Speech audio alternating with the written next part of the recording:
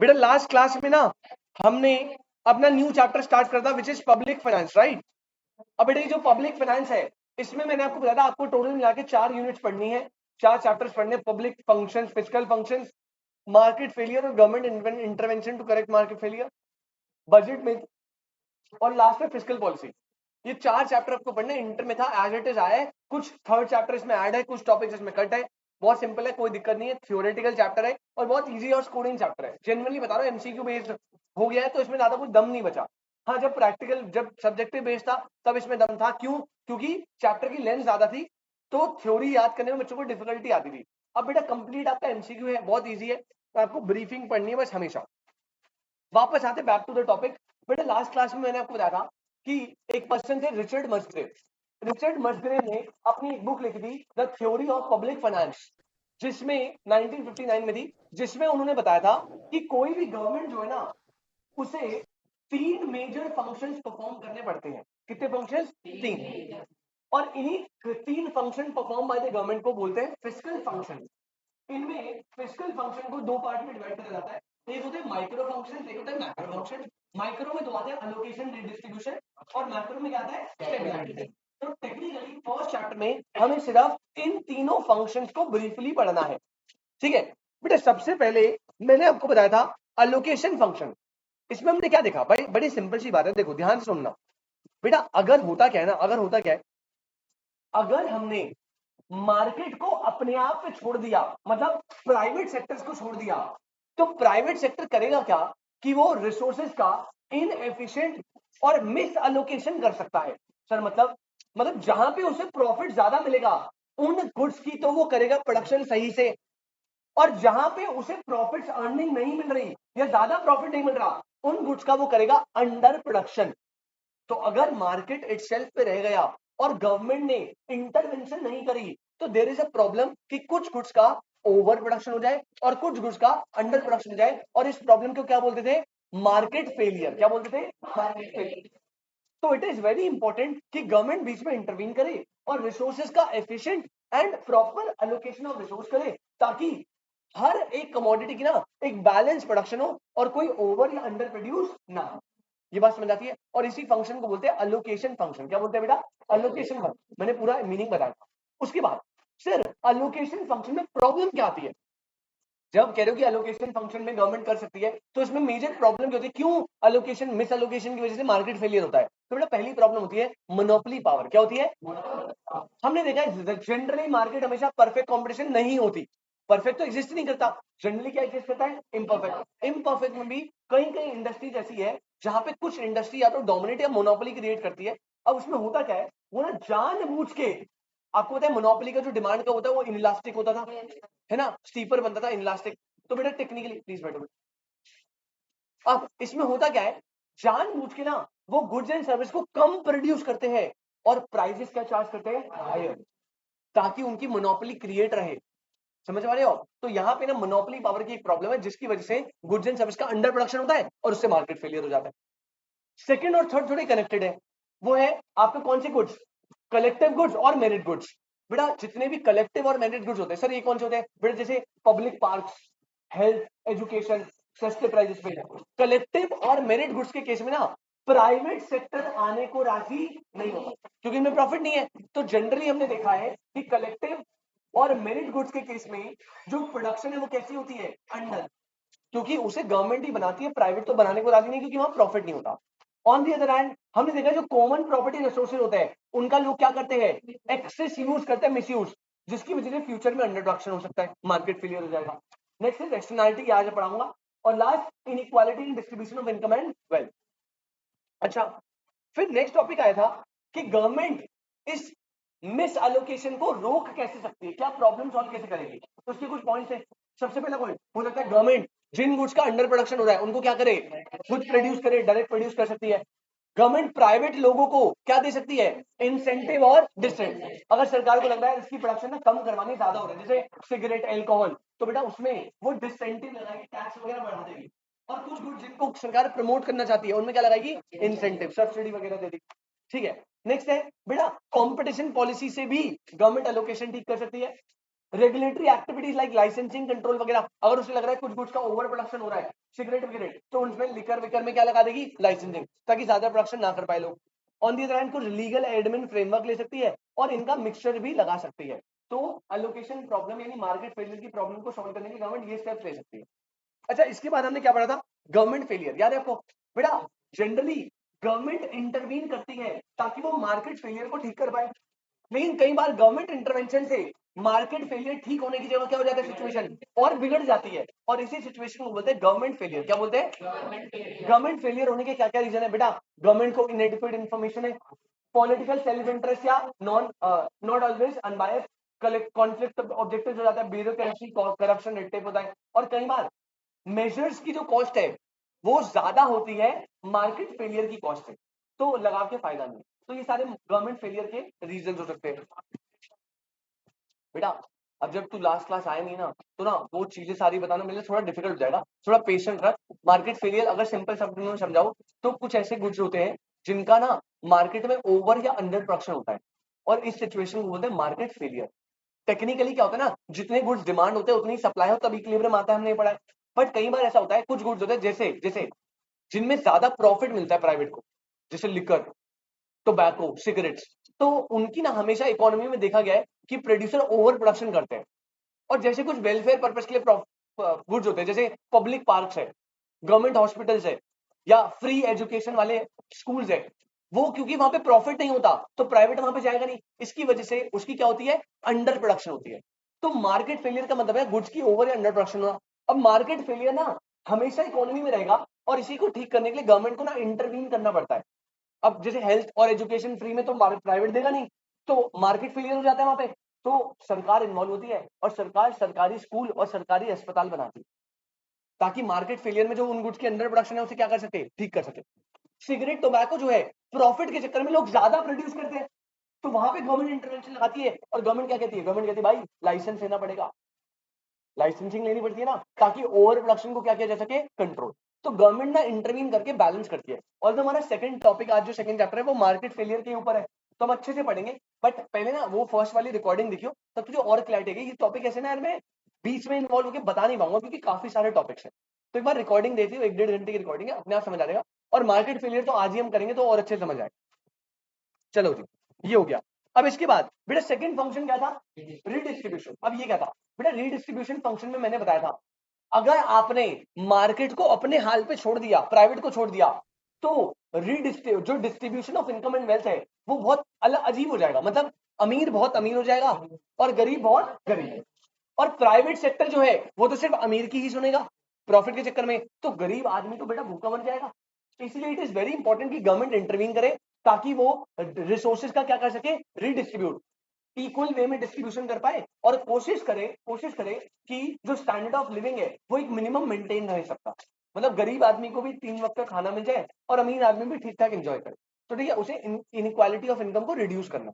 अच्छा, अब इसमें दो साइड होती है, एक होती है एक्सपेंडिचर साइड, एक होती है रिसीट साइड। एक्सपेंडिचर साइड में हम क्या करते थे, गवर्नमेंट जो है ना वो free education, free health subsidies देती है, तो एक्सपेंडिचर साइड हो गई। और जो रिच क्लास है उससे गवर्नमेंट क्या लेती है, प्रोग्रेसिव टैक्स। कैसे टैक्स, मतलब जिसकी इनकम ज्यादा उससे टैक्स करेगी ज्यादा, तो वहां से टैक्स कलेक्ट करेगी अमीरों से और फिर यूज करेगी गरीबों को क्या देने में, सब्सिडीज देने, ताकि दोनों का बैलेंस रहे। अमीर की इनकम कंट्रोल हो गई और गरीब का थोड़ा खाना पीना निकल गया। एम क्या होता है, एम बेटा मैंने बताया था इक्विटेबल डिस्ट्रीब्यूशन करना, वेलबींग पर्सन की जो डिप्रीवेशन से सफर कर रहे हैं, equality of income wealth opportunity देना, प्रोवाइड सिक्योरिटी ताकि बेसिक नीड फुलफिल हो पाए और सब लोग एंजॉय कर पाए एक मिनिमम स्टैंडर्ड ऑफ लिविंग। तो रीडिस्ट्रीब्यूशन फंक्शन के ये एम्स होते हैं।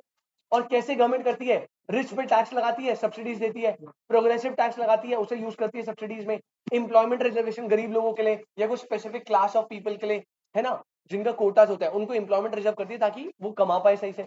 अनएम्प्लॉयमेंट बेनिफिट जैसे अनएम्प्लॉयमेंट अलाउंसेस देती है, ट्रांसफर पेमेंट सब्सिडीज वगैरह देती है। और जो फैमिली बिलो पॉवर्टी लाइन है उन्हें एड्स मिलती है इन कैश इन काइंड।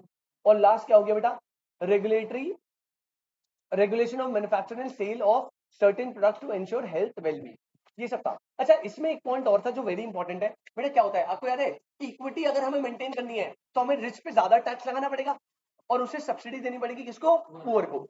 लेकिन इक्विटी के चक्कर में हम कॉन्फ्लिक्ट कर देते थे एफिशिएंसी से। सर मतलब बेटा अगर मैंने रिच पे ज्यादा टैक्स लगाया तो उससे हो क्या, रिच जो है वो बिजनेस और एंटरप्रेन्योरशिप के लिए एनकरेज होगा, डिस्करेज, जिसकी वजह से वो इंडिया में रहना चाहेगा, इंडिया से बाहर बाहर। और हमारी फ्यूचर की जो टैक्स रेवेन्यू है वो भी क्या होगी, कम, क्योंकि सारे अमीर आदमी तो ज्यादा टैक्स लेने के चक्कर में बाहर चले जाएंगे। तो होता क्या, जब आप इक्विटी मेंटेन करने जाते हो ना, तो इक्विटी के चक्कर में आप अपनी एफिशिएंसी लूज कर देते हो।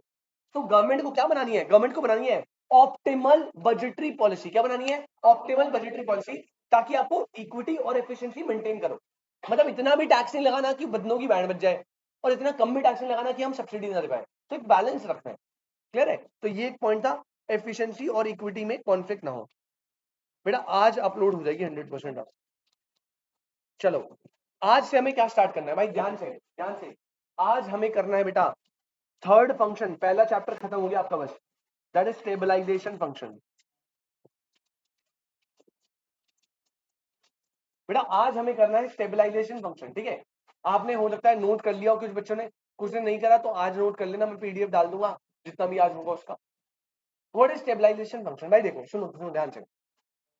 बेटा एक बात बताओ, क्या आपने मेरे साथ बिजनेस साइकिल पढ़ा था? आप इतने अच्छे से जानते हो बिजनेस साइकिल को। यार एक बात बताओ, बिजनेस साइकिल में आपको याद होगा बेटा मल्टीपल फेजेज होते थे, है ना? एक्सपेंशन, रिसेशन, अब समझो, मान लीजिए, शांत एकदम, ये हमारी बिजनेस साइकिल है, और इस बिजनेस साइकिल में अभी जो है ये कौन सा फेज चल रहा है, रिसेशन या कॉन्ट्रैक्शन या डाउनसिंग व्हाटएवर। बेटा इस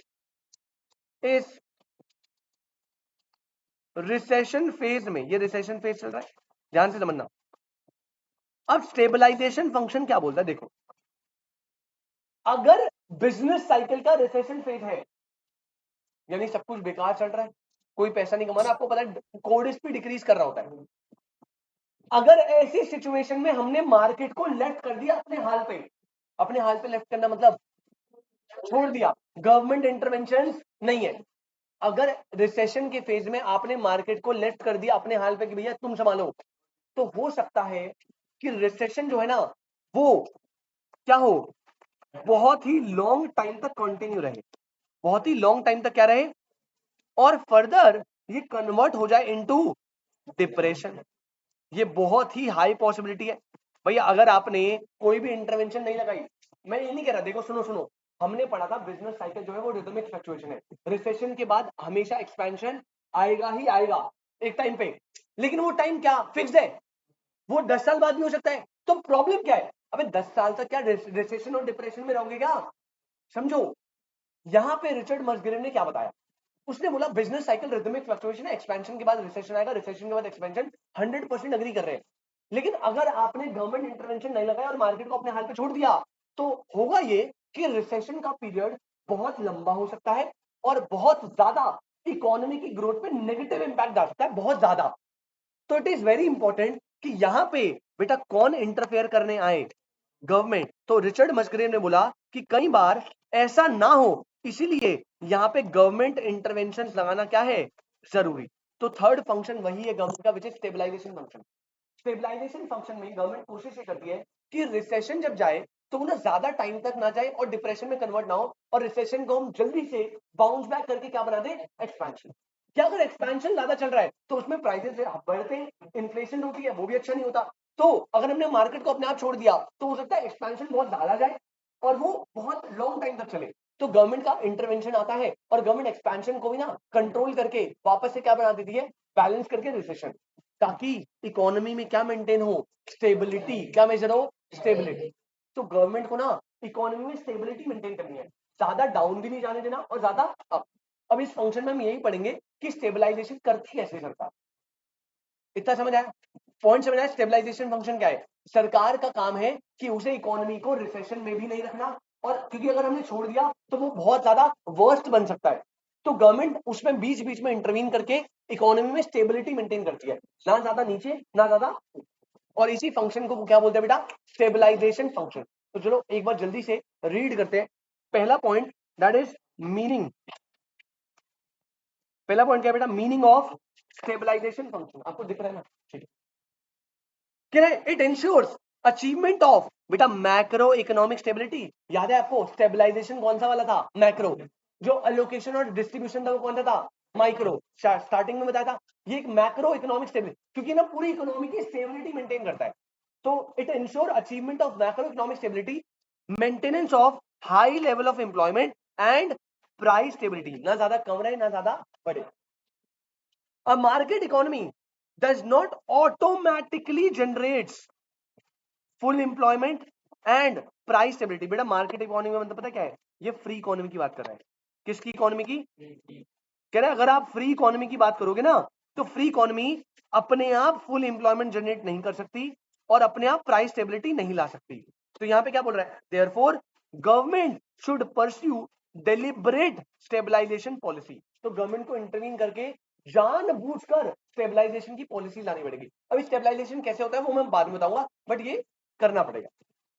in absence of appropriate corrective intervention by government the instability, बेटा क्या आ जाएगी मार्केट में, अगर गवर्नमेंट इंटरवेंशन नहीं करी तो the instability in form of क्या हो सकता है, रिसेशन, और या तो हो सकता है रिसेशन ही चलता रहे, क्या हो सकता है, इन्फ्लेशन ही चलता रहे, may be prolonged for longer period causing enormous hardships. समझे क्या कह रहा है, अगर गवर्नमेंट ने इंटरवेंशन नहीं करी तो हो सकता है रिसेशन और इन्फ्लेशन बहुत ज्यादा टाइम तक चले, मतलब चलना जितना चाहिए उससे ज्यादा चले, जिसकी वजह से काफी पीपल्स को क्या हो सकती है, हार्डशिप, मतलब जो गरीब आदमी है उसको तो मुसीबत हो जाएगी ना भाई, नौकरी होगी नहीं, क्या खाएगा। इन्फ्लेशन में गरीब आदमी को क्या मुश्किल होगी, प्राइजेस इतने भारी हो गए, क्या खाएगा। तो गवर्नमेंट को इंटरवीन करना पड़ेगा। अब देखो ध्यान से, ये एमसीक्यू में आता है, दिस इज इंपॉर्टेंट। अब ये क्या बोल रहे हैं, हाँ जी सर, बेटा एरोनमस मतलब होता है गलत, एक्सट्रीम लेवल पे, मिस्टेक में नहीं पढ़ा तुमने, एरोनमस बिलीफ, अच्छा गलत, बहुत एक्सट्रीम लेवल पे गंदा। अच्छा नेक्स्ट देखना, कह रहा है स्टेबलाइजेशन बिकम्स मोर कॉम्प्लेक्स, बेटा कह रहा है स्टेबलाइजेशन ना ज्यादा कॉम्प्लेक्स हो जाता है, ये वर्ड याद रखना, कंटेजियन इफेक्ट। आपने बेटा कंटेजियस इन नेचर कहां पढ़ा है, अबे पागल है क्या, अबे कंटेजियस इन नेचर, कंटेंजेंट नहीं बोला, कंटेजियस, बिजनेस साइकिल के फीचर में कंटेजियस नेचर क्या था, वो कंटेजियस का मतलब था कि भैया वो ना एक जगह से दूसरी जगह क्या करता है, फैलता है। अब ये क्या पता है क्या कह रहा है, कह रहा है स्टेबलाइजेशन करना बहुत ज्यादा कॉम्प्लेक्स पता है कब बन जाता है, जब बिजनेस साइकिल का कंटेजियस करता है, मतलब जब ना इंटरनेशनली वो फैलता है, एक कंट्री से दूसरे कंट्री में, दूसरे से तीसरे में, तो जब दूसरी कंट्रीज में रिसेशन आएगा तो उससे हमारी कंट्रीज भी इफेक्ट होगी, उस कंट्री में रिसेशन आएगा उससे हमारी कंट्री भी इफेक्ट होगी, तो ये ना कंटेजियस होता है बिजनेस साइकिल। इसकी वजह से स्टेबलाइजेशन करना गवर्नमेंट के लिए क्या हो जाता है, मोर कॉम्प्लेक्स हो जाता है। ठीक है, तो ये स्टेबलाइजेशन का पूरा मीनिंग था। बेसिकली मैंने आपको बता दिया बेटा, मैक्रो इकोनॉमिक स्टेबिलिटी होती है, इसमें आप प्राइस स्टेबिलिटी मेंटेन करते हो। अगर आपने गवर्नमेंट के हाल पे छोड़, अगर आपने अपने हाल पे छोड़ दिया तो रिसेशन और डिप्रेशन वगैरह बहुत लंबे टाइम तक चल सकते हैं, जिससे लोगों को दिक्कत आ सकती है। तो गवर्नमेंट को इंटरवीन कर कर स्टेबिलिटी को मेंटेन करना है और इंश्योर करना है एम्प्लॉयमेंट भी सही रहे और प्राइस भी स्टेबल रहे। क्लियर है, कोई दिक्कत। चलो अब यहाँ आते कि जो स्टेबलाइजेशन है, स्टेबलाइजेशन फंक्शन कंसर्न है किससे, मतलब इसमें आप क्या क्या फोकस करते हो, देखो ध्यान से। पहला बेटा लेबर और कैपिटल यूटिलाइजेशन कैसा हो, फुल। यहाँ पे आप फोकस करते हो कि लेबर और कैपिटल का यूटिलाइजेशन कैसा हो, फुल, एफिशिएंटली आप यूटिलाइज कर रहे हो, रिसोर्सेज वेस्ट नहीं कर रहा। सॉरी क्यों नहीं होता भाई, इक्विलिब्रियम पे इनकम और एम्प्लॉयमेंट दोनों होते हैं भाई, भाई वो नहीं नहीं नहीं नहीं, देख जो दो टाइप के इक्विलिब्रियम होते हैं, एक होता है इक्विलिब्रियम ऑफ इनकम, जो हमने एडीएस वाला पढ़ा था ना, वो इक्विलिब्रियम ऑफ इनकम था। जो तुमने 12th में पढ़ा था ना, डेफिसिट एक्सेस डिमांड, उसमें जो था वो इनकम एंड एम्प्लॉयमेंट वाला होता है। तो टेक्निकली सरकार इंटरवीन करके ना यही इंश्योर करती है कि इक्विलिब्रियम पे इनकम भी हो और इक्विलिब्रियम पे एम्प्लॉयमेंट भी हो। अगर तू अपने हाल पे छोड़ देगा तब फुल एम्प्लॉयमेंट अचीव नहीं हो पाएगी, गवर्नमेंट इंटरवीन करके फुल एम्प्लॉयमेंट अचीव करवाने की कोशिश करेगी। तो ये कंसर्न मतलब इसकी कोशिश क्या होती है, इसकी कोशिश ये होती है कि लेबर और कैपिटल कैसे हो, फुल एम्प्लॉयड। दूसरा बेटा ओवरऑल आउटपुट एंड इनकम क्या हो, फुल एम्प्लॉयड। थर्ड प्राइस कैसे रहे इकोनॉमी में, स्टेबल, ना बढ़े ना कम हो, ये इसका थर्ड ऑब्जेक्टिव होता है। फोर्थ जो बैलेंस है इंटरनेशनल पेमेंट का, याद है आपको बैलेंस ऑफ पेमेंट पड़ा था, इसकी कोशिश होती है कि एटलीस्ट इंपोर्ट और एक्सपोर्ट क्या हो, मतलब टेक्निकली पता है क्या बोल रहा है, जो आपका बैलेंस ऑफ पे ट्रेड था, सुना आपने, बैलेंस ऑफ ट्रेड, वो हमेशा बैलेंस रहे। कैसा रहे? बैलेंस रहे। और लास्ट पॉइंट क्या है बेटा, आपका जो रेट ऑफ इकोनॉमिक ग्रोथ है वो भी क्या रहे? स्टेबल। तो स्टेबलाइजेशन में हम कोशिश ये करते हैं कि लेबर एम्प्लॉयमेंट फुल एम्प्लॉयड हो, आउटपुट इनकम फुल एम्प्लॉयड हो, प्राइस स्टेबल रहे, ग्रोथ स्टेबल रहे, और जो बीओटी है वो भी क्या रहे? स्टेबल, बैलेंस रहे, मतलब इंपोर्ट एक्सपोर्ट इक्वल हो। कोशिश है कि एक्सपोर्ट ज्यादा हो बट एटलीस्ट इक्वल तो कम से कम हो। ऐसा ना हो कि इंपोर्ट ज्यादा और एक्सपोर्ट कम हो रहा है, अदरवाइज क्या होने लग जाएगा। अगर अगर क्या होता है बेटा, याद है आपको, अगर आपके एक्सपोर्ट्स कम है इंपोर्ट से, तो आपको याद है ना आपका क्या होता है, decrease in foreign exchange reserve होने लग जाता है। फॉरेक्स रिजर्व क्या हो जाता है बेटा? डिक्रीज, और ये कंट्री के लिए बहुत ज्यादा बुरी बात है। तो स्टेबलाइजेशन फंक्शन इन 5 चीजों से कंसर्न करता है। अब मैं क्या आपको ये समझाऊं स्टेबलाइजेशन करते कैसे हैं? बेटा वो भी दिक्कत होती है, ग्रोथ ज्यादा होना भी दिक्कत होती है, क्योंकि ग्रोथ ज्यादा होगी ना तो प्राइसेस भी फ्लक्चुएट कराएंगे ज्यादा, वो सही है। हाँ जी, यार इनकम ना इतने प्रोपोर्शन से नहीं बढ़ेगी जितने प्राइसेस बढ़ जाएंगे। तो थोड़ा सा स्टेबल रहना चाहिए, सही तरीके से बढ़नी चाहिए। ग्रोथ कई बार ना नेगेटिवली भी हो जाती है, ग्रोथ बढ़ रही है बढ़ रही है बढ़ रही है, लेकिन आपने जब बैक एंड पे देखा तो आपने देखा कि रिच क्लास अमीर हो रहा है, पुअर गरीब हो रहा है, अभी अच्छी ग्रोथ है। तो स्टेबल वे में ग्रोथ होनी चाहिए। स्टेबल वे का मतलब है कि हर एक इंडिविजुअल जो है उसकी ग्रोथ होनी चाहिए। ऐसा नहीं कि एक स्पेसिफिक ग्रुप तो कमाए जा रहा है और एक दूसरा जो स्पेसिफिक ग्रुप है वो वहीं भी अटका हुआ है। तो ऐसी टाइप की नहीं होती, स्टेबल ग्रोथ होनी चाहिए। हाँ जी, कुछ आप बोल रहे थे सर। गवर्नमेंट एक्सपेंशन नहीं करती, एक्सपेंशन तो इकोनॉमी में हो रहा है ना बेटा। इकोनॉमी जब एक्सपैंड कर रही है तो वो ओवर एक्सपैंड ना कर जाए, क्योंकि प्राइजेस भी तो बढ़ रहे हैं ना, गरीब आदमी प्राइजेस कैसे अफोर्ड करेगा। ओवर टाइम पे एक्सपेंशन भी अच्छा नहीं होता, और बहुत ज्यादा रिसेशन भी चल रहा है वो भी अच्छा नहीं होता। स्टेबिलिटी यही तो है, यही तो इंश्योर करना है। अब हम देख रहे हैं स्टेबिलिटी करनी कैसे, ध्यान से सुनना, ये इंपॉर्टेंट है। अब देखो भाई, यहाँ पे क्या बोल रहा है, very important, government stabilisation may be through, बेटा आपने बचपन में पढ़ा है, ये कुछ नया नहीं है, सुनना ध्यान से। बेटा गवर्नमेंट स्टेबलाइजेशन करती कैसे है, इसके लिए बेटा 2 पॉलिसी होती है, याद रखना। एक होती है मॉनेटरी पॉलिसी, बेटा मॉनेटरी पॉलिसी कौन करता है? आरबीआई। और एक होती है फिस्कल पॉलिसी, और फिस्कल मतलब ही क्या होता है? गवर्नमेंट। तो ये कौन पॉलिसी करता है? और आपको याद है चैप्टर नंबर 4 भी हमारा फिस्कल पॉलिसी है, तो 4 में तो हमें ढंग से देखना है, बट मैं आपको पहले क्लियर कर देता हूं क्या है। देखो, गवर्नमेंट स्टेबलाइजेशन करने के 2 टूल्स होते हैं। एक होता है क्या? Monetary policy. मैं आपको बना देता हूं ताकि आपको समझ आ जाए। अगर आपको इकोनॉमी में स्टेबिलिटी लानी है, बेटा स्टेबिलिटी लाने के लिए गवर्नमेंट 2 तरीके से इंटरफेयर कर सकती है। या तो वो मॉनेटरी पॉलिसी की हेल्प ले सकती है, उसमें गवर्नमेंट ना डायरेक्टली नहीं करती, किससे करवाती है? आरबीआई। और या तो गवर्नमेंट क्या कर सकती है? फिस्कल पॉलिसी, इसमें गवर्नमेंट क्या करती है? डायरेक्टली इंगेज होती है। अब आपने पढ़ा हुआ ये सब। मॉनेटरी पॉलिसी में याद है आपको, आरबीआई जो है ना वो यूज करता था, हाँ जी, quantitative and qualitative instrument. Quantitative and qualitative. Sir कैसे? सच बताओ बेटा, क्या आपको याद है repo rate, bank rate, reverse repo rate, SLR, सब याद है?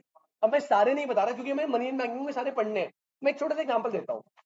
मान लो बेटा, मान लो, सुनो, मान लो आपकी इकोनॉमी में ना बहुत तगड़े लेवल पे एक्सपेंशन चल रहे हैं। क्या चल रहे हैं?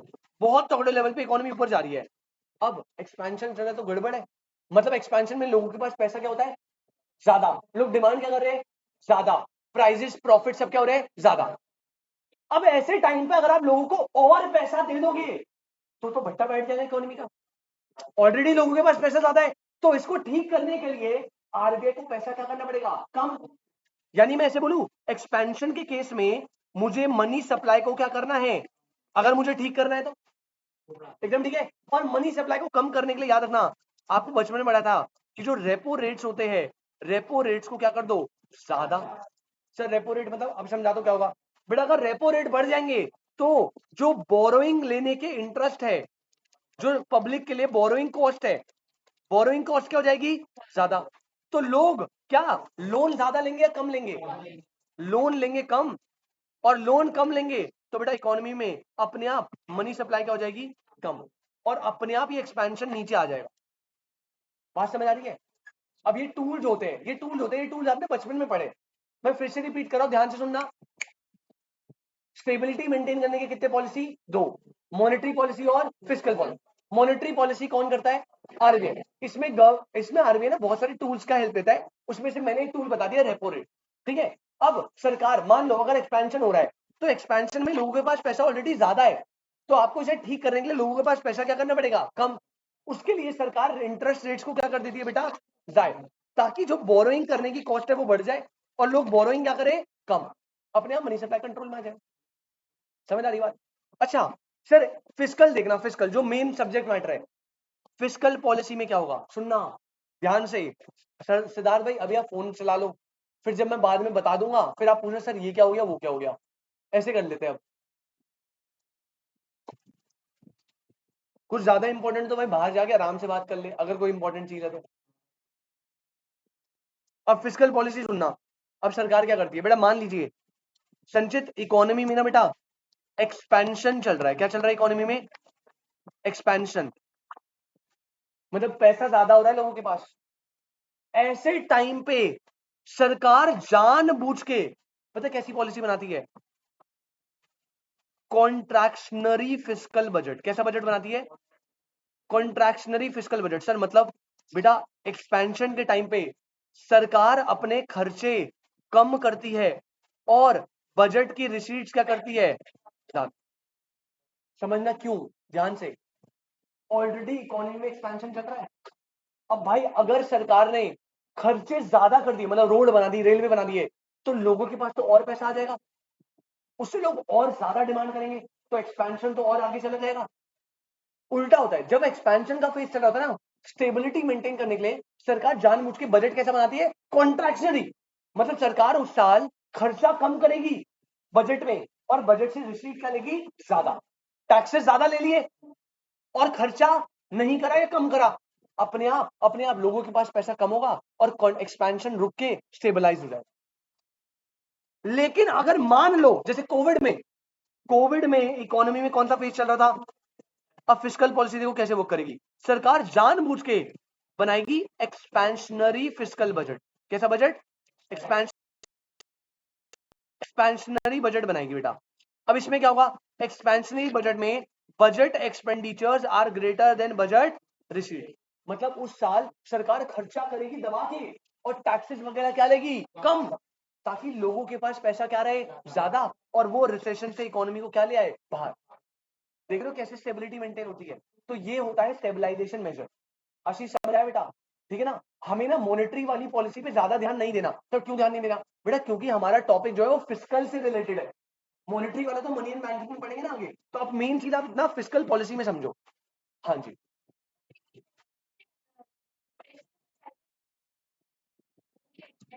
बेटा वो देखो, अगर आप जो हमने बिजनेस साइकिल वहां पढ़ा था ना, उसमें गवर्नमेंट इंटरवेंशन हमने नहीं लगाए थे, वो नॉर्मल था।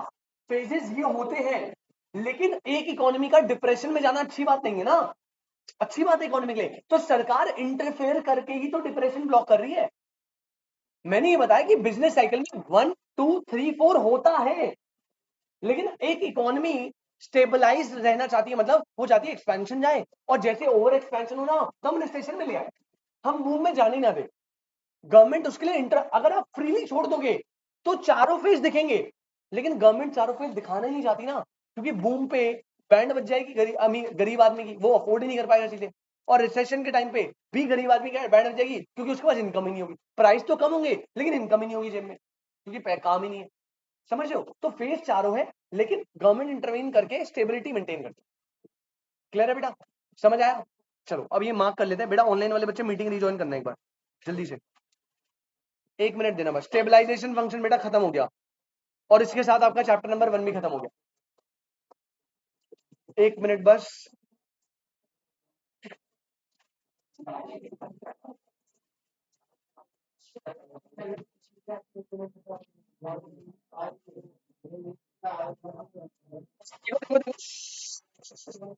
यहाँ पर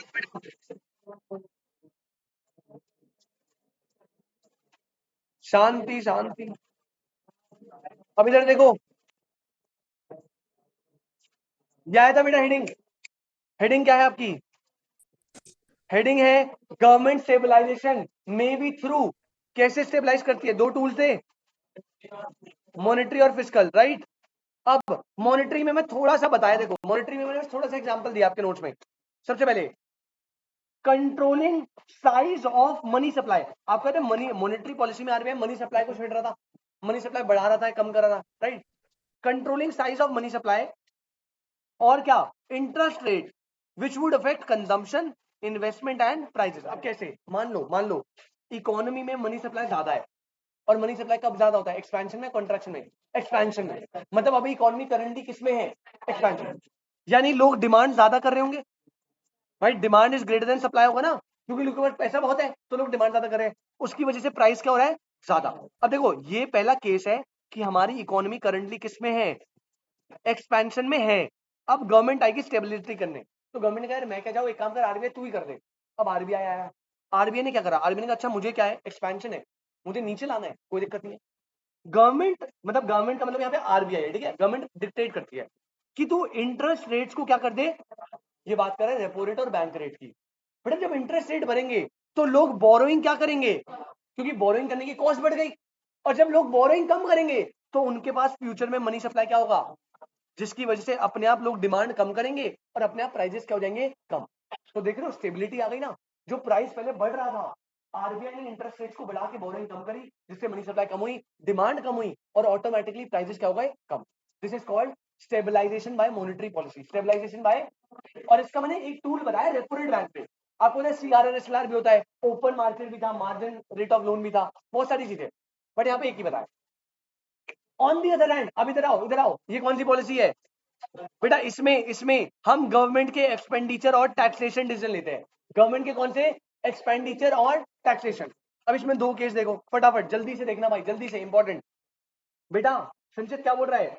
रिसेशन के केस में, रिसेशन के केस में गवर्नमेंट अडॉप्ट करती है कौन सी? Expansionary fiscal policy. बेटा बताया ना, रिसेशन के केस में एक्सपेंशनरी बजट बनाएगी, और एक्सपेंशन के केस में कॉन्ट्रैक्शनरी बजट बनाएगी। तो रिसेशन के केस में गवर्नमेंट एक्सपेंशनरी फिस्कल पॉलिसी बनाती है। इसका मतलब ड्यूरिंग रिसेशन सरकार खर्चा करती है ज्यादा और टैक्सेस करती है कम। सरकार ना देने में बिलीव करती है कि भाई हम पैसा दे और ले कम, ताकि अपने आप रिसेशन ओवरकम होकर एक्सपेंशन आ।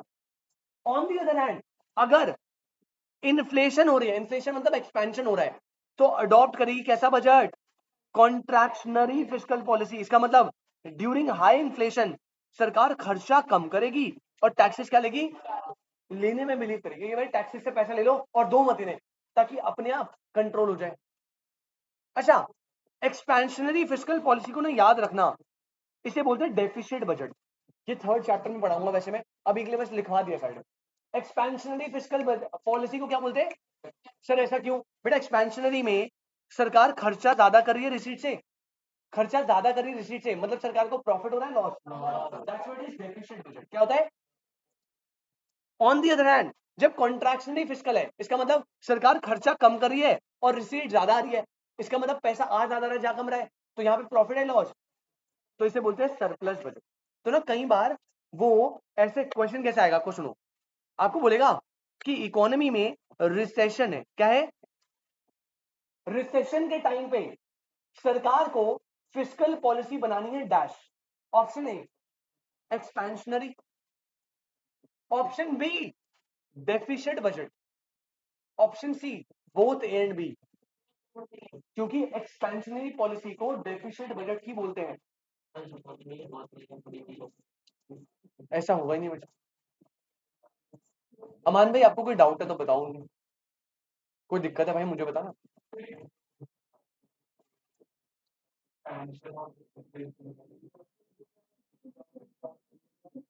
गवर्नमेंट गवर्नमेंट बोरो कब करेगी बेटा? डेफिसिट के केस में बोरो करेगी ना, जब आपकी रिसीट्स कम है और आपने एक्सपेंसेस ज्यादा कर दिए।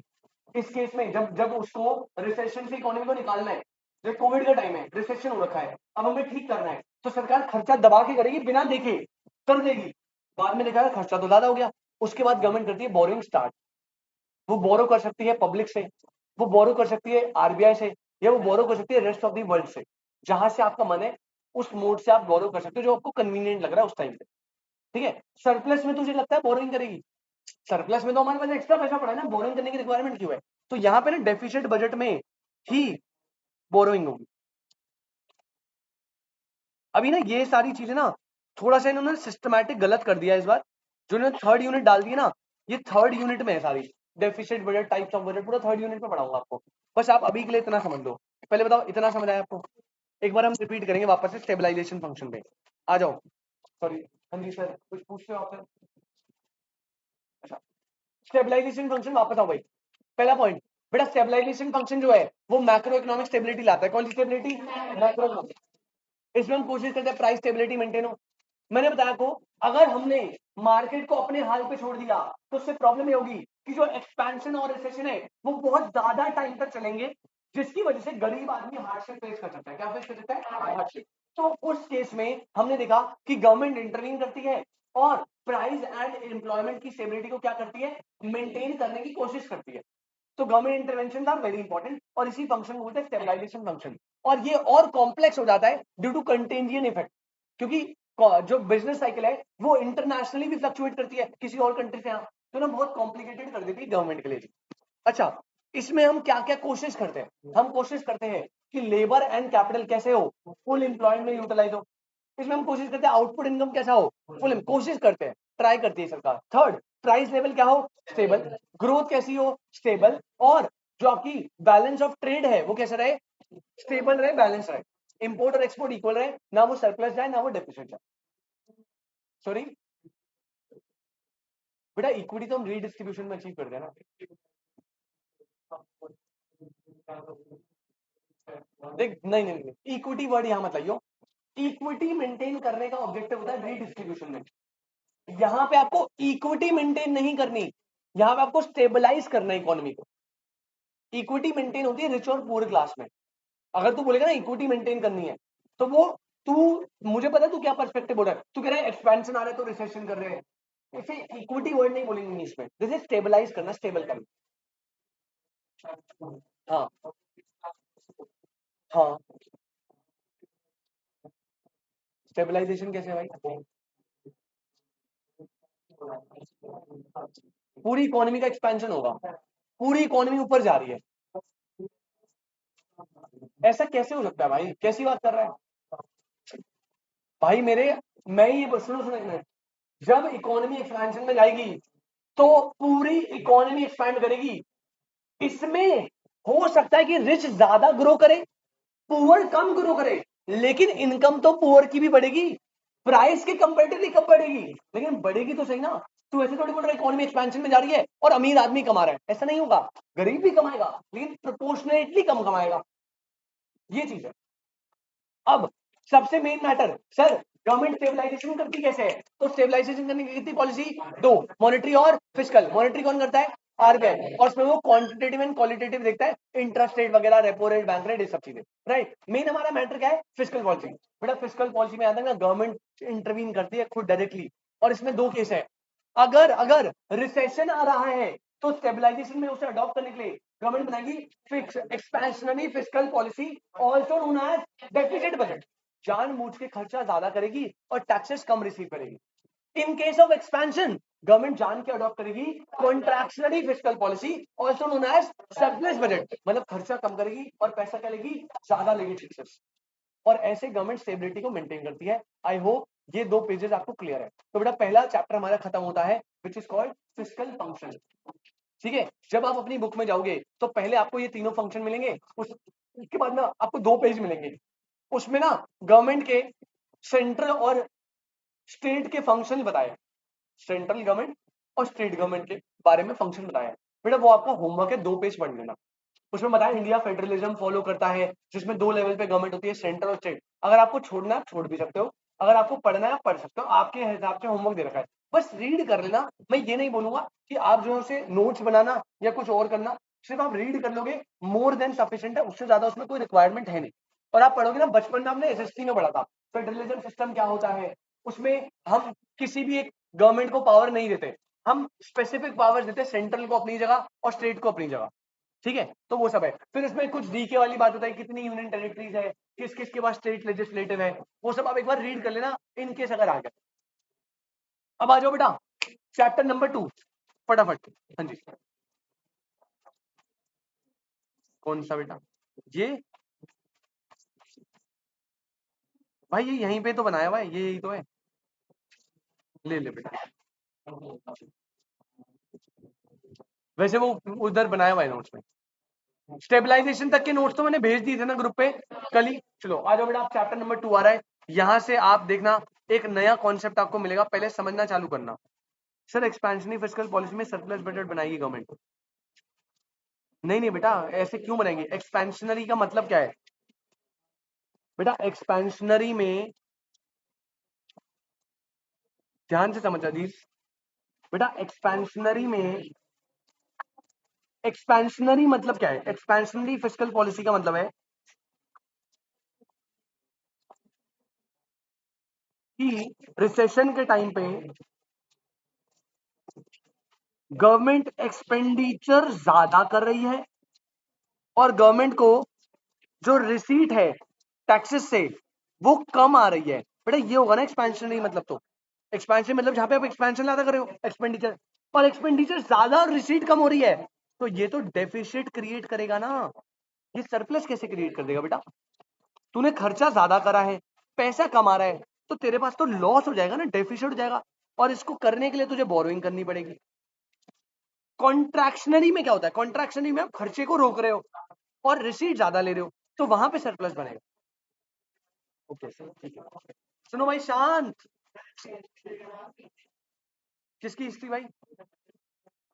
भाई वो थर्ड चैप्टर में थोड़ी बहुत है, थोड़ी बहुत है, जितनी है मैं बता दूंगा।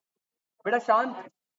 चलो भाई सुनो, यार एक तो तुम ना बहुत बहुत अनस्टेबल बच्चे हो यार, हिलते रहते हो पता नहीं। अबे रुक जा, थम जा थोड़ा, एक मिनट थोड़ा इधर उधर बात करता हो तुम, पता नहीं। अबे तेरे लिए बोल रहा हूँ। अब अगर इसके टेस्ट में तुम अच्छे मार्क्स नहीं लाए ना, बहुत मारो नेशनल इनकम वाले में। अरे ओ भाई कह रहे वो तो इसमें देख लेंगे, टेस्ट को देखेगा मेरे को देखेगा, गुस्से में देना ना, कह रहा देख लूंगा वो तो, आ जाना जो क्वेश्चन देना दे देना। सुनो सुनो, अब देखो भाई चैप्टर नंबर 2, बेटा चैप्टर नंबर 2 आ गया है आपके सामने, और याद है आपको चैप्टर नंबर 2 जो है वो था मार्केट फेलियर, पहले ये पार्ट है, और इसी का अगला पार्ट है government intervention to correct market failure. अब वो तो करेक्ट तो बाद में देखोगे, पहले हमें समझना पड़ेगा मार्केट फेलियर क्या होता है, और मेन क्वेश्चन है मार्केट फेलियर कैसे होता है, मेन तो क्वेश्चन यही है। अब सुनो भाई, पहला मीनिंग ऑफ मार्केट फेलियर, ध्यान से देखना भाई। मार्केट फेलियर क्या होता है आपको ऑलरेडी पता है बेटा, हमने हमने देखा था कि अगर गवर्नमेंट इंटरवेंशन ना लगाए और मार्केट फ्री छोड़ दिया जाए तो it lead to over and under production of certain goods.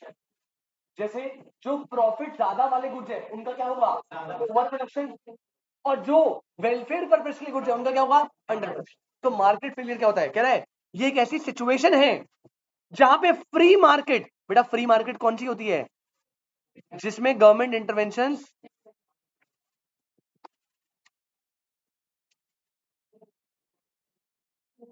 अरे लाइट क्यों है,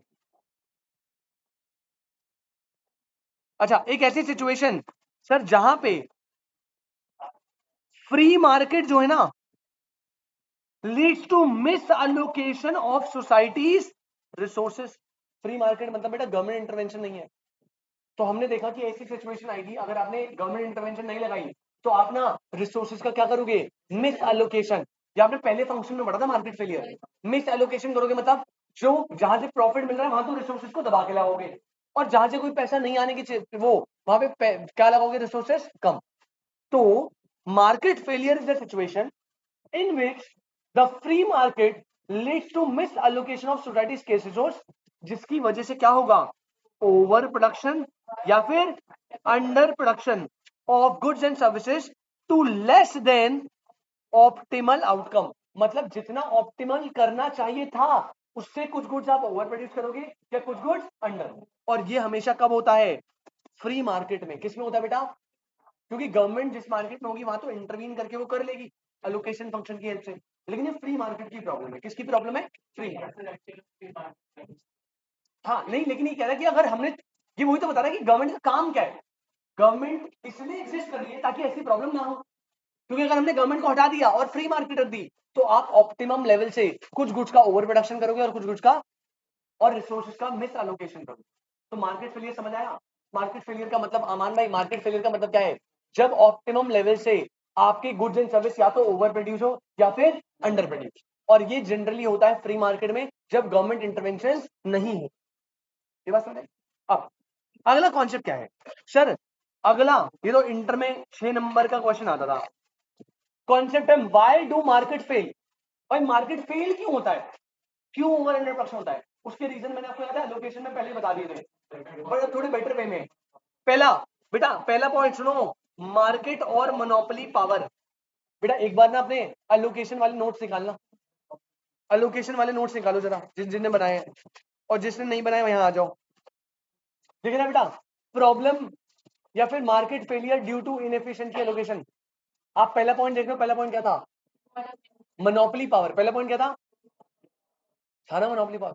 अभी मैंने बताया था बेटा, क्योंकि एक प्रैक्टिकली मोनोपोली एग्जिस्ट करती है और वो जानबूझ के अपने गुड्स की प्रोडक्शन क्या करती है, कम, ताकि प्राइसेस क्या रहे, हाई। तो एक मार्केट फेलियर हो जाए। अच्छा, सेकंड और थर्ड देखना, कलेक्टिव गुड्स और मेरिट गुड्स, इनका होता है अंडर प्रोडक्शन क्योंकि इनमें प्रॉफिट नहीं होता, तो वो जो है ना। और फिफ्थ पॉइंट देखना, फिफ्थ पॉइंट, अब मैं यहीं पे आ रहा हूं, देखो अब आपको सारे पॉइंट यहां दिख जाएंगे। मेजॉरिटी बेटा, कलेक्टिव गुड्स होते हैं पब्लिक गुड्स, जो सब कुछ कोई भी यूज कर सकता है। जैसे रोड है, जो रोड बनाई गवर्नमेंट, वो कैसा गुड है? अब आशीष उस पर चल रहा है, तो बेटा आशीष यहाँ पे चल रहा है और मैं आया, मैंने बोला आशीष तू तो बेटा स्टूडेंट है, तूने तो टैक्सी नहीं पे करा, मैंने इसको धक्का दे दिया बेटा रोड से, फिर तू यहाँ नहीं चल सकता। क्या ऐसा पॉसिबल है? कलेक्टिव भाई, पब्लिक गुड्स और कलेक्टिव गुड्स, मतलब उनको ना कोई भी यूज कर सकता है, वेदर आप टैक्सेस पे कर रहे हो या नहीं। लेकिन ये मेरा फोन है, ये प्राइवेट गुड है। कैसा गुड है बेटा? अगर इसे मैंने खरीदा है तो क्या आशीष इसे यूज कर सकता है? पिटेगा बेटा। तो कैसे यूज कर रहा है? ये मेरा गुड है ना। तो जो प्राइवेट गुड्स होते हैं वो कलेक्टिव नहीं होते, जिसका है वो यूज करेगा। जो पब्लिक गुड है वो कलेक्टिव इन नेचर होते हैं, समझ रहे हो? तो अब क्वेश्चन है व्हाई डू मार्केट फेल। पहला, ड्यू टू मार्केट और मोनोपोली पावर, ये देखेंगे हम क्या होता है। बेटा सेकंड याद है, फिफ्थ पॉइंट वहां पे छुड़वाया था मैंने, एक्सटर्नैलिटीज। पक्का क्वेश्चन लिख लो इससे, पक्का 100%। थर्ड होता है बेटा कलेक्टिव और मेरिट गुड, जिसे एग्रीगेट हम क्या बोल देते हैं, पब्लिक गुड कलेक्टिव भी होते हैं और पब्लिक गुड मेरिट भी होते हैं। और लास्ट बेटा क्या है, इनकम्प्लीट इंफॉर्मेशन। बेटा 4 पॉइंट्स है, 4 पॉइंट जिनकी वजह से मार्केट फेलियर होता है, मतलब जिनकी वजह से या तो ओवर प्रोडक्शन होता है या फिर अंडर प्रोडक्शन। एक बार रिपीट करें, क्वेश्चन क्या जाएगा, किसकी वजह से मार्केट फेलियर नहीं होता? तो बेटा आपको ऑर्डर वन आउट करना है। पहला, मार्केट और मोनोपोली पावर। दूसरा, एक्सटर्नैलिटीज। तीसरा, पब्लिक गुड्स। चौथा, इनकम्प्लीट इंफॉर्मेशन। अब सबसे पहले आ जाओ, सबसे पहले आ जाओ मार्केट और मोनोपोली पावर में। मैं समझा रहा हूं, ध्यान से समझना, वरना आपके दिमाग में 10 क्वेश्चन आएंगे। बेटा टाइप्स ऑफ पब्लिक गुड्स ना 6 टाइप के होते हैं, और आपके सिलेबस में नहीं है। इंटर में था वही कर दिया, तुम्हें बताया ना, नोट्स एक्स्ट्रा बना लिए थे, वही बन गया था, क्लासिफिकेशन बन गया था पूरा। 6 टाइप के होते हैं पब्लिक गुड्स। वैसे मेजर पहले पब्लिक को 4 टाइप पे, पहले गुड्स का डिवीजन 4 टाइप पे होता है। एक होता है क्लब गुड्स, एक होता है इम्प्योर गुड्स, एक होता है प्योर पब्लिक, एक होता है प्योर प्राइवेट। फिर जो इम्प्योर वाले हैं उसमें भी 6 टाइप होते हैं। कॉमन रिसोर्सेज होते हैं, एक उसमें होते हैं मोरल हजार्ड वाले गुड्स, मतलब 4 के बाद 6, 10 टाइप से इंटर में। और वो पूरा का पूरा जब है ना वो कट गया है, आपके उसमें से पब्लिक गुड को पढ़ना है और वो कैसे मार्केट फेलियर करवाता है उसको पढ़ना, ठीक है? अगर क्लासिफिकेशन वाला नोट चाहिए होगा तो मैं भेज दूंगा, क्योंकि मैंने बना लिया है। बट फिर मैंने देखा जब आपके में तो वो नहीं था, तब मैंने काट दिया था। तभी देख लो आप, ये कट्टे कट्टे नोट्स है, थोड़े थोड़े ना कट कट रहे बीच में। ये इसके नीचे वही वाला पार्ट था जो आप ये बता रहा था। कहाँ गया पब्लिक?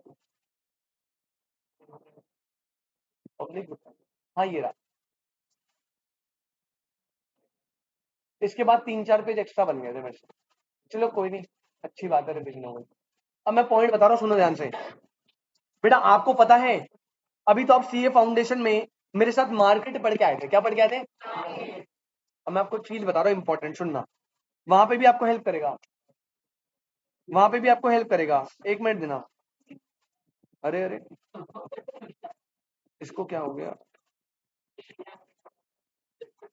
सही है बेटा, नवरात्र चल रहे हैं। सुनो भाई, सुनो सुनो ध्यान से। अब ये चीजें आपने पहले पढ़ी हुई है, बस मैं एक बार रिकॉल करवा रहा हूँ। बेटा आपको याद है, आपने एक मार्केट पढ़ी थी जिसका नाम था perfect competition. Perfect competition practically exist, लेकिन हमने पढ़ा था कि परफेक्ट कंपटीशन में ना खास बात पता क्या है, कि परफेक्ट कंपटीशन में ना आपको मिलती है अलोकेटिव एफिशिएंसी, ये कुछ नई वर्ड्स है, और मिलता है प्रोडक्टिव एफिशिएंसी।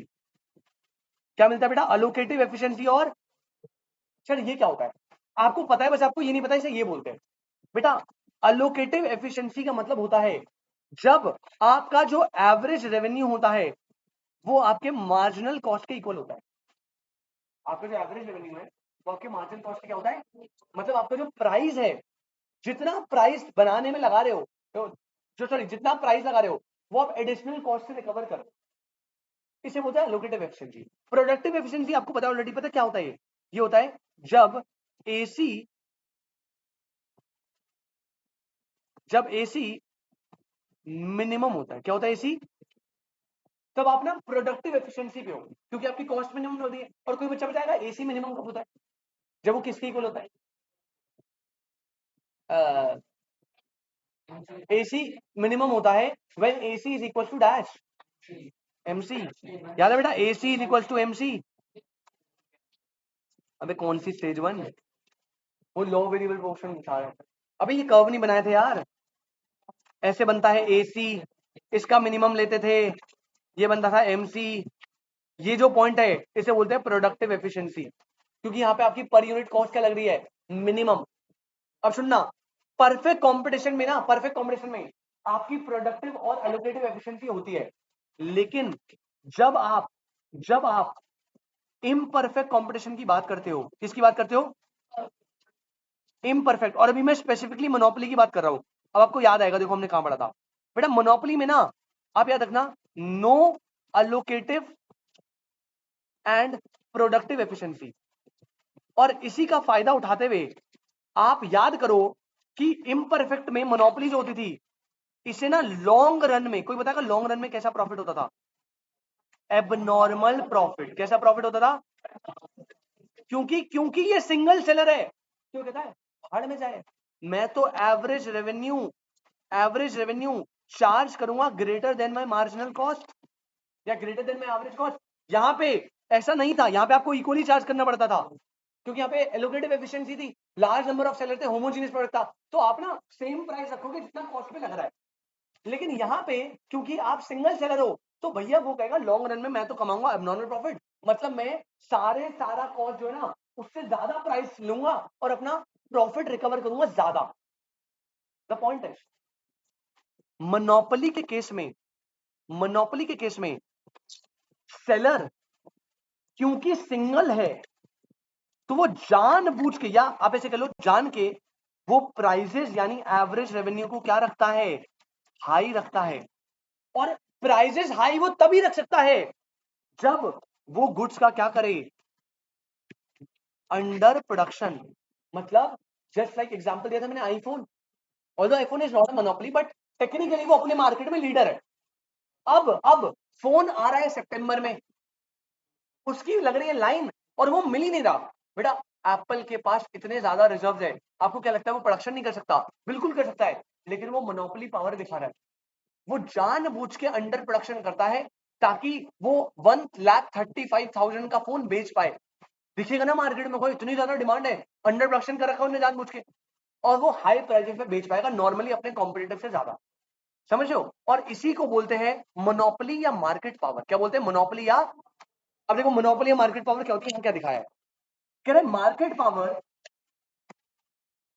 पावर या monopoly power is the ability of a firm to profitably raise the market price over its marginal, मतलब आपकी मार्केट प्राइस मतलब average revenue is greater than marginal cost. बेटा क्या ये परफेक्ट कंपटीशन कर सकता है? नहीं, परफेक्ट कंपटीशन तो इक्वल रखता था, तभी उसे लॉन्ग रन में नॉर्मल प्रॉफिट होते थे। ये कर सकता है क्योंकि ये सिंगल सेलर है। तो ये क्या है? मोनोपोली पावर एबिलिटी है जब आप अपने प्रॉफिट को रेज कर पाओ। कैसे? आप एवरेज रेवेन्यू ज्यादा रखो अपने मार्जिनल कॉस्ट से, और इसकी वजह से आप क्या करो, अर्न करो पॉजिटिव इकोनॉमिक प्रॉफिट्स। क्या करो? पॉजिटिव। और सिंपल शब्द में बताओ, अर्न करो सुपर नॉर्मल या अब नॉर्मल, जो भी आप बोलो, प्रॉफिट। शॉर्ट रन में या लॉन्ग रन में? लॉन्ग रन में। इस बेटा अभी रुक जा बस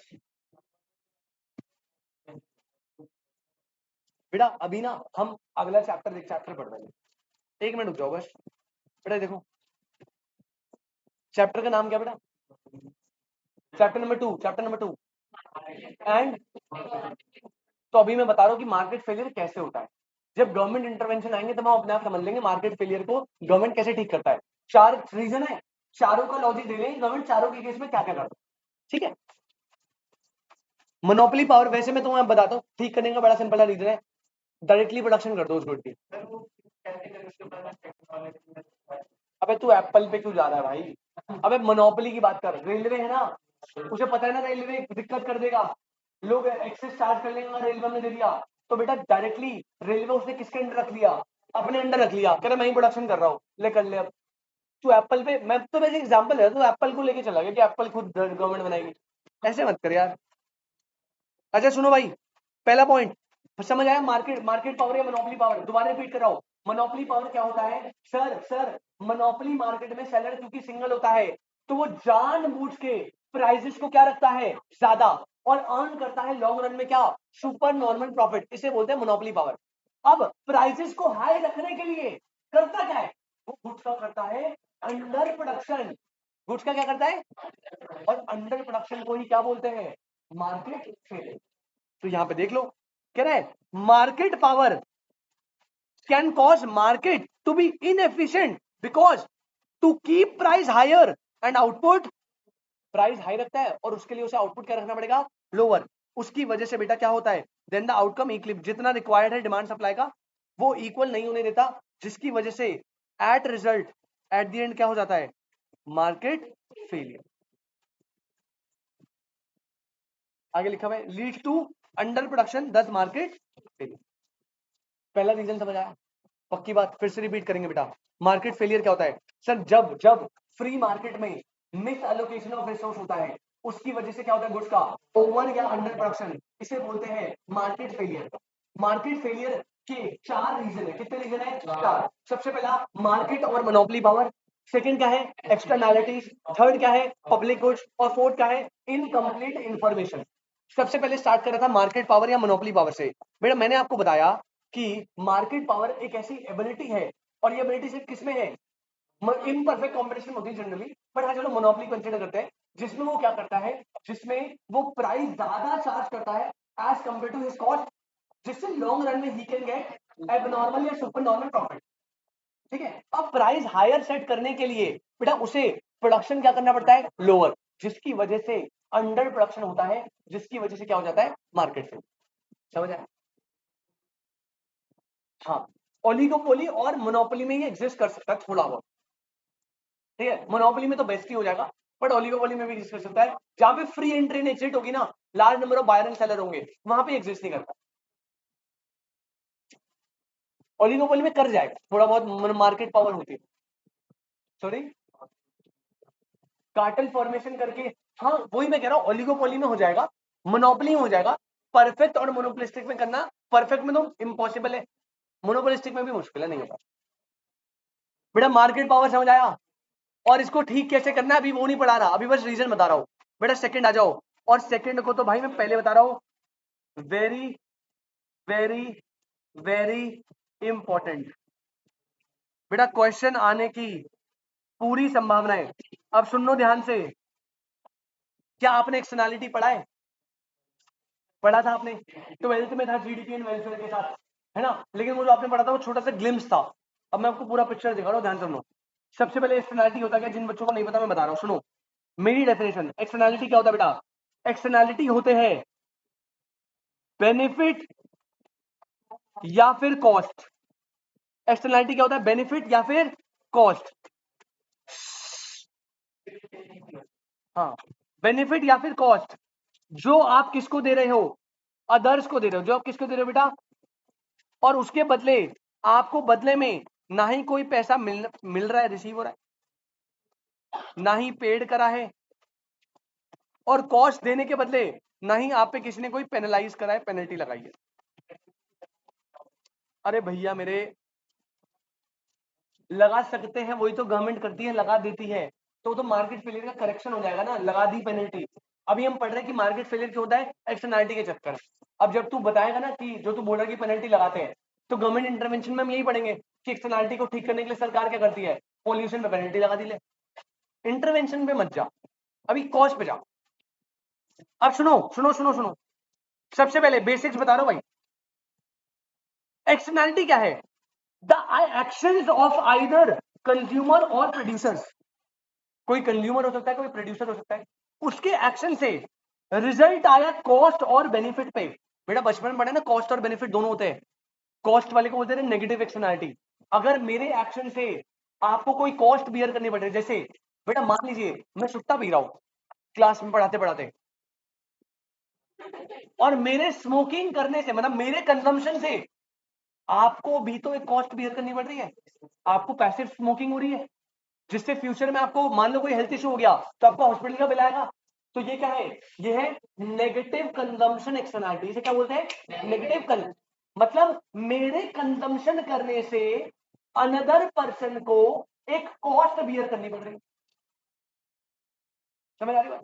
या फिर एक हो सकती है नेगेटिव प्रोडक्शन एक्सटर्नैलिटी, मतलब मेरे प्रोडक्शन करने से आपको कॉस्ट बियर करनी पड़े। सर मतलब बेटा मान लीजिए मैं जो है एक इंडस्ट्री में कुछ प्रोडक्शन कर रहा हूँ, और इंडस्ट्री का जितना भी वेस्ट होता है वो रिवर में डाल देता हूँ, मेरे प्रोडक्शन से मैंने वो रिवर गंदी कर दी। अब आप जो है, आप जो वहां पे उस फैमिली, जहां पे भी रिवर के आसपास फैमिली रहती है, वो उस पानी को पी रहे हैं, उन्हें पता नहीं आगे इंडस्ट्री है, या उस पानी से वो कपड़े धो रहे हैं, नहा रहे हैं, जो भी कर रहे हैं। अब उससे उन्हें क्या होगा, कॉस्ट बेयर करना पड़ेगा। तो ये क्या है, मेरे प्रोडक्शन करने से उनको एक कॉस्ट बेयर करना पड़ रहा है ना, नेगेटिव प्रोडक्शन एक्सटर्नैलिटी। तो एक्सटर्नैलिटी क्या होती है सर, कोई भी कंज्यूमर या प्रोड्यूसर के काम से किसी अनदर पर्सन को कोई कॉस्ट या बेनिफिट बियर करना पड़ रहा है, that do not reflect as a part of market price. Sir इसका क्या मतलब है, इसका मतलब समझो बेटा, मान लीजिए ये मेरी इंडस्ट्री है, और इससे इससे मैं एयर पोल्यूशन कर रहा हूं दबा के। अब पोल्यूशन, अब सुनना, अरे धुआं है धुआं भाई, ये ड्राइंग पे ये इंडस्ट्री है और ये एयर पोल्यूशन हो रहा है। अब सुनना, मान लो मैंने एक यूनिट बनाई बेटा, एक यूनिट बनाने की मुझे कॉस्ट आई 15 रुपए। मैं आपको लॉजिक बता रहा हूं, एक यूनिट बनाने की कॉस्ट कितनी आई, जो कॉस्ट आई। अब बेटा मैंने इन्वायरमेंट पे एक एक्सटर्नल कॉस्ट भी तो डाली है, कितनी कॉस्ट डाली है मान लो, और हमने इसे कैलकुलेट करा, मान लो पर यूनिट पे जो एक्सटर्नल कॉस्ट में इन्वायरमेंट को हार्म कर रहा हो, वो एक्सटर्नल कॉस्ट जो है ना, वो है मान लो 5 रुपए। तो टेक्निकली मेरे गुड्स को प्रोड्यूस करने की जो टोटल कॉस्ट है वो कितनी है, 20। लेकिन क्या जब एक प्रोड्यूसर प्रोडक्शन करेगा तो वो 20 कंसिडर करेगा या 15? आप इस एक्सटर्नल कॉस्ट को तो कंसिडर ही नहीं करते। यही तो होती है नेगेटिव एक्सटर्नैलिटी। अब आप क्या करोगे, आप कहोगे कि मेरा को जो गुड है वो कितने का बन रहा है, 15 का, तो कॉस्ट आपने कम कंसिडर करी, इसकी वजह से आप उस गुड्स को क्या करोगे, ओवर प्रोड्यूस करोगे ना। आप कहोगे 15 रुपए में बन रहा है, दबा के बना। लेकिन मान लो अगर सरकार कहती कि नहीं भाई हम तो इसको कॉस्ट को भी कंसिडर करवाएंगे, सरकार यही करती है इंटरवेंशन में, तो अब आपकी कॉस्ट कितनी लग रही है, क्योंकि 15 तो लग रही है और 5 आपको गवर्नमेंट को देने पड़ रहे हैं पोल्यूशन टैक्स, तो अब इसकी कॉस्ट कितनी लग रही है, 20। बेटा कॉस्ट बढ़ गई तो आप इसका ज्यादा प्रोडक्शन करोगे क्या, अब इसका प्रोडक्शन क्या हो जाएगा, तो जो आप ओवर प्रोडक्शन पहले कर रहे थे उसे आपने ठीक कर दिया। समझ रहे हो। तो बेटा एक्सटर्नैलिटीज क्या होती है वही बता रहा है, कह रहा है किसी के एक्शन से, सर किसके एक्शन से, वो कंज्यूमर भी हो सकता है और किसी अनदर पर्सन को क्या मिल रहा है, या तो कॉस्ट या फिर, और इसका जो रिफ्लेक्शन है वो मार्केट प्राइस में नहीं आता। मतलब जब आप गुड्स की कॉस्ट पूछोगे तो प्रोड्यूसर अपनी कॉस्ट कितनी बताएगा, 15 बताएगा, वो एक्सटर्नल कॉस्ट या बेनिफिट को तो कंसिडर ही नहीं कर रहा। इसे बोलते हैं एक्सटर्नैलिटीज। क्या बोलते हैं बेटा, एक्सटर्नैलिटीज। ठीक है, सच कॉस्ट और benefit which are not accounted by the market price are called externality because they are external to the market. ठीक है, ये ना एक्सटर्नली लगते हैं, 15 रुपए के अलावा एक्सटर्नली बाहर लग रहे हैं तो इन्हें एक्सटर्नलिटी बोलते हैं। इसके अलावा बेटा इसे स्पिल ओवर इफेक्ट बोलते हैं। क्या बोलते हैं? सारे नाम याद रखना, क्योंकि मैंने अपने काम से, अपने कांड से बाहर लोगों को नुकसान या फायदा दे दिया ना, तो चीजें क्या हो रही है? स्पिल ओवर हो रही है। या फिर क्या हो रही है? नेबरहुड इफेक्ट, करूंगा मैं और भुगतेगा कोई और, नेबरहुड इफेक्ट, या फिर थर्ड पार्टी इफेक्ट, या फिर साइड इफेक्ट। ये सारे के सारे नाम किसके हैं?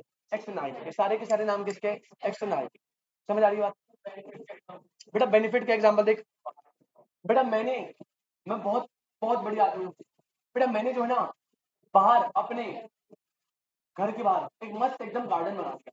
उस गार्डन में मैंने बहुत सारे पेड़ पौधे, सुंदर सुंदर फ्लावर्स लगा दिए। अब देख बेटा, जो पहली बात तो इन्वायरमेंट को मैं प्लांट देके ऑक्सीजन प्रोवाइड कर रहा हूँ, ये बेनिफिट। जो लोग मेरे घर के आसपास से गुजरते हैं उन्हें फ्रेश एयर मिलती है, उन्हें वो सीनिक ब्यूटी देख के मन की प्रसन्नता मिलती है, वो ब्यूटी। बेटा आशीष को वैलेंटाइन डे के दिन फूल नहीं मिल रहा था, वो चोरी से मेरे गार्डन में फूल तोड़ के भाग गया, उसका भी बेनिफिट है। तो ये क्या है? यह पॉजिटिव है। नहीं पिटेगा। हाँ जी। तो पॉजिटिव भी अभी हम टाइप्स पढ़ेंगे, पहले बता क्या समझ आया? अरे हाँ भाई, जो मैंने एग्जांपल दिया ना, वो ये सारे एक्सटर्नलिटी वाला पार्ट ये ना नॉन इकोनॉमिक नेचर के होते हैं।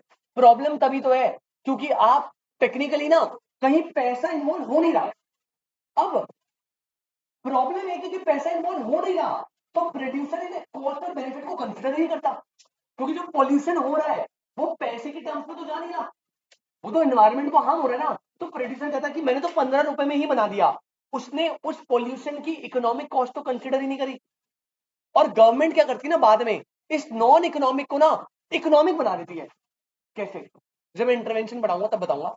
सरकार ने बोला भाई आपने जो है पॉल्यूशन करा, एक काम करते हैं, तुझे नहीं पता ना तूने पॉल्यूशन कितना करा, तेरा ना महीने का 20,000 रुपए का लाइसेंस है, हर महीने तू 20,000 रुपए मुझे देगा, वो लाइसेंस परचेज करेगा, तभी तू पूरे महीने पॉल्यूशन कर सकता है। अब एक वो नॉन इकोनॉमिक था, उसे गवर्नमेंट ने क्या बना दिया? इकोनॉमिक। अब वो एक्सटर्नल कॉस्ट में ऐड करेगा, करेगा, तो हमने एक्सटर्नलिटी को कंसीडर कर लिया ना, तो अब उसकी कॉस्ट बढ़ गई और वो प्रोडक्शन थोड़ी कम कर देगा। हाँ जी।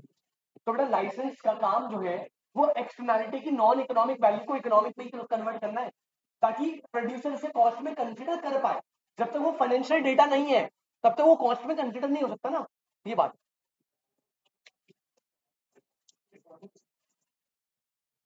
भाई मैंने ये रुक जाओ सर, ध्यान से समझना। बेटा तू ना एक गुड़ बना रहा है, उस गुड़ का जो प्राइस है, बेटा ये एग्जांपल ध्यान से समझो, ये दोबारा आएगा, इसका फॉर्मूला होता है, मैं एक गुड़ बना रहा हूं जिस गुड़ का जो प्राइवेट कॉस्ट है, इसे क्या बोलते हैं?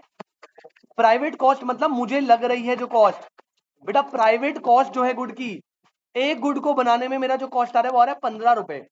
अमान कितना आ रहा है बेटा? जो डायरेक्ट प्रोडक्शन में लग रही है, काइंड ऑफ एक्सप्लिसिट कॉस्ट, ये प्राइवेट है। अब इस गुड़ को बनाने में मैं ना इन्वायरमेंट को एक एक्सटर्नल कॉस्ट भी दे रहा हूं, एक्सटर्नलिटी दे रहा हूं।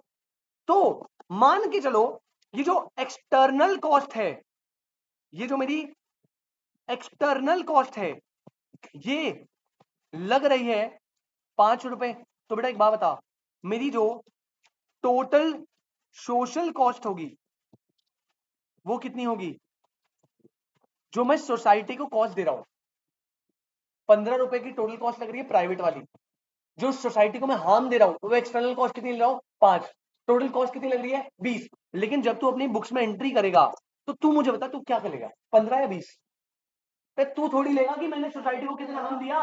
आप ना इस 15 को लेते हो और इस एक्सटर्नल कॉस्ट को आप इग्नोर कर देते हो। तो टेक्निकली तूने जो कॉस्ट है वो कम कंसीडर करी, एक्सटर्नल वाली तो कंसीडर नहीं करी। आप कॉस्ट को कम कंसीडर करते हो और कॉस्ट कम होने के चक्कर में आप प्रोडक्शन क्या करते हो? ज्यादा। आप कहते हो चलो भाई कॉस्ट तो कम लग रही है, दबा के प्रोड्यूस कर, बना लिकर बना सिगरेट बना दबा के, उससे जो ह्यूमन पे इफेक्ट पड़ रहा है, मैं प्रोड्यूसर उसे थोड़ी कंसीडर करूंगा, मैं तो दबा के सिगरेट बनाऊंगा। अब सरकार कहती है अच्छा बेटा दबा के सिगरेट बनाना है, चल ठीक है काम कर, एक काम कर, अब सरकार ना इस एक्सटर्नल कॉस्ट को कंसिडर करवाने के लिए सरकार ने बोला जितने भी सिगरेट बनाने वाले बंदे हैं उन पे हम एक एक्सटर्नल टैक्स लगा देंगे। कितने रुपए का? 5 रुपए का। अब तो उसे टैक्स जेब से पे करना पड़ रहा है, तो आपने उस एक्सटर्नल कॉस्ट को इकोनॉमिक बना दिया गवर्नमेंट ने। अब उसकी कॉस्ट एक्चुअल कितनी लग रही है, तो गवर्नमेंट ने इंटरवीन करके कॉस्ट को क्या कर दिया, ज्यादा। और जब ये कॉस्ट ज्यादा हो गई तो क्या वो same level of production maintain करेगा? प्रोडक्शन के लिए थोड़ा डिस्करेज होगा। पहले ओवर प्रोडक्शन हो रहा था ना, क्योंकि आप कॉस्ट को कंसीडर नहीं कर रहे थे। अच्छा एक और एग्जांपल सुनो, एक और एग्जांपल सुनो बेटा। मैं जो है ना, मैं ना मेडिसिन बनाता हूँ। क्या बनाता हूँ? सस्ती मेडिसिन, जेनरिक मेडिसिन। नेगेटिव का बहुत हो गया, पॉजिटिव का देता हूँ। अब मैं जो है एक कॉस्ट लगाता हूं। मान लो एक मेडिसिन बनाने में मेरी जो प्राइवेट कॉस्ट लगती है वो लगती है 15 रुपए की। अब जब ये मेडिसिन सस्ते प्राइस पे जाती है तो क्या लोगों का इससे बेनिफिट नहीं होता? तो मैं एक्सटर्नल कॉस्ट दे रहा हूं, एक्सटर्नल बेनिफिट। तो टेक्निकली मेरे बेनिफिट से कॉस्ट डिडक्ट होनी चाहिए थी। तो टेक्निकली ऐसा होना चाहिए था कि ये एक्सटर्नल बेनिफिट जो मैं सोसाइटी को दे रहा हूं, ये बेनिफिट क्या होना चाहिए? 5 रुपए डिडक्ट। और मेरी जो सोशल कॉस्ट आनी चाहिए वो कितनी आनी चाहिए? 10 रुपए का। लेकिन जब मैं अपनी बुक्स में मार्क करता था तो मैं मार्क कितना करता था? मतलब मैं कॉस्ट को ज्यादा कंसिडर करता था, कम? ज्यादा। कॉस्ट ज्यादा कंसिडर करता था तो मैं ऐसे गुड्स की प्रोडक्शन क्या कर पाऊंगा? कम। और सरकार ने देखा यार ये गलत बात है, ये तो इतना अच्छा काम कर रहा है, इतना अच्छा काम कर रहा है, सोशल बेनिफिट दे रहा है, लेकिन हम इसकी कॉस्ट ज्यादा कंसिडर करके प्रोडक्शन ज्यादा नहीं कम करवा रहे हैं। अभी तो अंडर प्रोडक्शन हो रही है ना। अब सरकार ने क्या करा, जितने भी ये जेनेरिक मेडिसिन बना रहे हैं हम उन्हें 5 रुपए की सब्सिडी देंगे। क्या देंगे? सब्सिडी देंगे 5 रुपए की, मौज करो। तो आपने इस एक्सटर्नल बेनिफिट को सरकार कंसिडर करवाएगी, इसकी वजह से कॉस्ट कितनी हो जाएगी? अगर कॉस्ट कम हो गई तो जो बंदा जेनेरिक मेडिसिन बना रहा है वो एनकरेज होगा या डिस्करेज? एनकरेज। और वो अपनी अंडर प्रोडक्शन को क्या कर देगा? ज्यादा कर देगा। तो तुमने ना आज मुझे सेकंड चैप्टर की जगह थर्ड चैप्टर पढ़वा दिया। अरे वो गवर्नमेंट इंटरवेंशन में ले आए तो मुझे, पर चलो मैंने लॉजिक्स बता दी। हाँ जी बेटा, एक्सटर्नल ही तो ले रखा है, एक्सटर्नल कॉस्ट, एक्सटर्नल बेनिफिट। पहले वो मॉनेटरी टर्म में नहीं जा रहा था या आ रहा था, तो उसे आप जो प्रोड्यूसर है वो कहता था मुझे घंटा फर्क नहीं पड़ रहा सिगरेट पीने से, भैया जिसका हो वो, मुझे थोड़ी कोई वैल्यू देनी पड़ रही है। लेकिन जब उसे वैल्यू देनी पड़ेगी तब तो वो कंसिडर करेगा ना। लेकिन जब तक मेरा नुकसान या फायदा नहीं है तब तक मैं क्यों कोई टेंशन लूं? तू सिगरेट पी रहे, तेरी हेल्थ खराब हो रही है, मैं तो सेम प्रोडक्शन करूंगा। हाँ, तेरे हेल्थ खराब होने से सरकार जब मेरे पे पेनल्टी लगाएगी तब मैं अपनी प्रोडक्शन को कम करूंगा ना। जब तक मैं मेडिसिन बना रहा हूँ और तुम्हें बेनिफिट हो रहा है तब तक मुझे क्या है, मैं तो प्रोडक्शन कम ही कर पाऊंगा, मुझे तो कॉस्ट ज्यादा लग रही है। जब तुम्हारे बेनिफिट से सरकार मुझे बेनिफिट देगी तब मेरी कॉस्ट कम लगेगी, तभी तो मैं ओवर प्रोडक्शन के लिए एनकरेज होगा। तो टेक्निकली होता क्या है, एक्सटर्नैलिटी से ना, क्योंकि एक्सटर्नैलिटी में हम वैल्यू को, एक्सटर्नल कॉस्ट को ऐड या एक्सटर्नल बेनिफिट को डिडक्ट नहीं करते, तो एक्सटर्नैलिटी से मार्केट फेलियर हो जाता। अब गवर्नमेंट इंटरवेंशन में हम ये पढ़ेंगे कि सरकार उस एक्सटर्नैलिटीज को ना, एक्सटर्नल कॉस्ट, एक्सटर्नल बेनिफिट को वैल्यू में ऐड या डिडक्ट करेगी आराम से। चलो एक चीज और बता दूं बेटा। हाँ पता है मुझे, बट कोई नहीं, एक चीज और बता दूं। एक्सटर्नैलिटी दो टाइप की होती है। एक होती है बेटा रेसिप्रोकल एक्सटर्नैलिटी, और एक होती है बेटा यूनिडायरेक्शनल एक्सटर्नैलिटी। रेसिप्रोकल मतलब होती है बेटा गर्लफ्रेंड, जिससे आप भी प्यार करते हो और वो आपसे प्यार करती है। यूनिडायरेक्शनल कौन होती है बेटा? क्रश, जिससे सिर्फ आप प्यार करते हो। देखो एग्जाम्पल भी दिया, प्यार। रेसिप्रोकल मतलब क्या है? दो शॉप है, एक वर्कशॉप है और एक बेकर की शॉप है। वर्कशॉप वाला भैया डेली के डेली क्या करता रहता है? Noise pollution. और वो नॉइस पोल्यूशन से कौन डिस्टर्ब है? बेकर। और बेकर जो है वो नॉन स्टॉप पोल्यूशन करता है एयर वाला, और उस एयर पोल्यूशन से किसको लॉस हो रहा है? वर्कशॉप को। तो ये जो है एक्सटर्नैलिटी कैसी है? रेसिप्रोकल। हाँ, यूनिडायरेक्शनल मतलब क्या होता है? यूनिडायरेक्शनल मतलब बेटा यहाँ पे एक पब है, एक सीए का ऑफिस है। अब जो पब में लाउड म्यूजिक चलता है उससे सीए के ऑफिस को डिस्टर्बेंस होती है। लेकिन सीए वाले तो बेटा भोले बच्चे होते हैं, वो बेचारे कुछ करते नहीं, अपना काम करते रहते लैपटॉप पे, उससे वहां पे कोई लॉस या बेनिफिट जा नहीं रहा। तो टेक्निकली ये कैसी है? यूनिडायरेक्शन। ठीक है, तो आप ये भी याद रखिएगा। और अभी मैं ना टाइप्स पे जा नहीं रहा, ये पूरी टाइप्स एक्सटर्नैलिटीज के, लेकिन अभी मैं टाइप्स पे जा नहीं रहा। आज हमने बस ये करा मार्केट पावर, और दूसरा टॉपिक क्या करा बेटा? एक्सटर्नैलिटी। ये नोट्स आपको मिल जाएंगे, यहां तक नोट बना के आइएगा, अदरवाइज बेटा यहीं से ही क्लास से बिना बोले ही चले जाना। प्लीज इतनी शर्म रखना, आज बैठने दिया, बिना बोले ही निकल लेना। Thank you so much.